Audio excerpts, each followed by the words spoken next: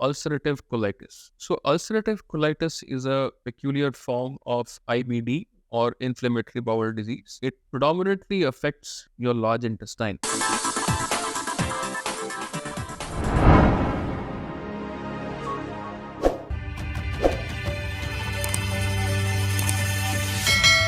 Hi, and welcome to the channel. Myself, I'm Dr. Zubin Dev Sharma. I am a gastroenterologist and a liver specialist. Today in this video, we are going to talk of a common disorder for which awareness is limited to some extent. And the whole point of this video would be to spread awareness among patients, among general public, so that they may become aware of the symptoms and signs that this disease can present with. Today, we will talk of a type of an inflammatory bowel disease, ulcerative colitis. So, ulcerative colitis is a peculiar form of IBD or inflammatory bowel disease. It predominantly affects your large intestine, that is your colon. It is common in almost all age groups, but particularly common in young adults and sometimes even kids. Now, how does ulcerative colitis really present? So, ulcerative colitis is characterized by loose motions, watery stools, watery diarrhea, along with blood. A patient may be passing stools almost 10 to 15 times in a day, along with the blood. It is also sometimes associated with pain in the tummy, particularly in the lower abdomen. Patients can also have other features apart from the intestines, like joint pains or watery, painful red eyes, sometimes back pains. They may also have some skin changes and skin rashes along with the disease. So all this comprises of what we say as an extraintestinal manifestations of ulcerative colitis. So if you talk of ulcerative colitis, you can divide the symptoms between the intestinal symptoms as well as from extraintestinal symptoms. Now, how does one identify that they may have ulcerative colitis? So not every blood that you will find in your stool can be UC or IBD. There are many reasons for somebody who can have blood in their stools. Ulcerative colitis is one of them. You can suspect that you might have ulcerative colitis, particularly if you're having loose stools along with blood in your stools. And if this has been happening for some time now, more than 4 weeks or 5 weeks. Usually when there is a short duration of illness of watery stools along with blood, Southeast Asia. But if it's something which is prolonged, something which is not getting relieved by antibiotics, something which is not improving on its own, can usually be ulcerative colitis. A lot of time we see patients who are diagnosed as hemorrhoids, they get surgeries done for hemorrhoids, and they still have bleeding. And some of them actually end up being diagnosed as ulcerative colitis. So that's where usually the cases present, and very rarely you can have the extraintestinal features preceding the intestinal features, and then usually it becomes difficult to diagnose ulcerative colitis, but still an expert nonetheless can still diagnose.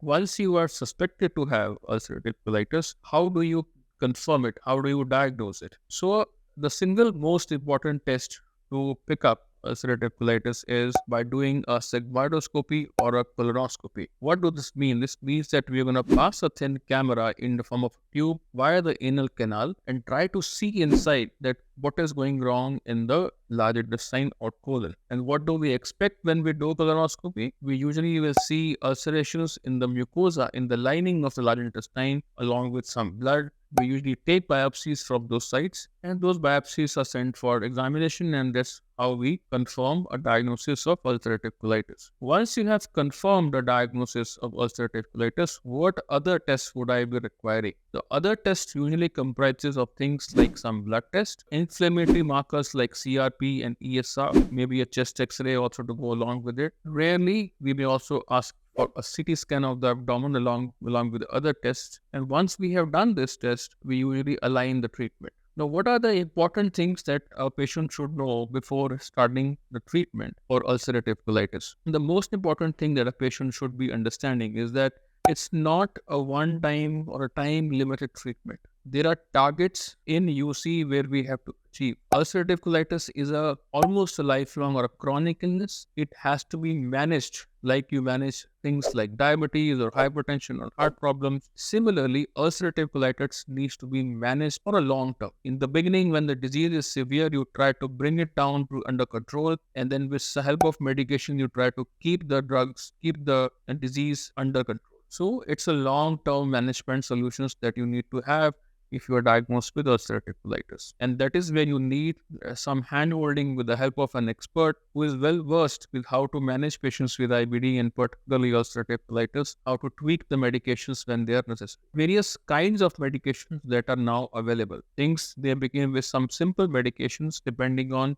how severe and how far in the intestine do you have the disease. Based on those variables, you are given some medication. This can be oral medication, or it can be a cream or an enema or a foam which needs to be applied via the anal canal. After these, there are other medications that keep on adding up or changing depending on how severe it is. But the whole premise is that you have to first control the disease and then maintain that control over a period of time, and you prevent sometimes flares happening. What are the complications if you do not treat ulcerative colitis? If you do not treat it, it will keep on getting severe. The flares, the number of flares that are going to happen is going to increase over a period of time. It will damage your intestines, and sometimes this thing can become life-threatening in the form of the things like toxic colon, and really surgery may be required for it. And even in cases where ulcerative colitis is not responding, there is multiple medications which are now available in India, particularly drugs like biological injections, which work very well. The only point is you need to be with an expert who knows how to use these medications for your good. Really, yes, surgery may be required to remove the intestines in a 2-stage or a 3-stage surgery to manage a very, very severe cases of ulcerative. So this is a broad overview of ulcerative colitis. What are the symptoms? What are the signs? How do you diagnose it? What are the expected complications? What are the medications? And sometimes you may require surgery. For any further questions you feel you may have regarding ulcerative colitis, you can ask us. We will try to answer it to the best of our knowledge, and we'll try to find solutions for you. So look up for more videos on UC. We'll also try to cover other aspects of ulcerative colitis and inflammatory bowel disease. We'll try to cover things like diet, exercise, subsequent videos. So thank you so much. Please subscribe and share the video.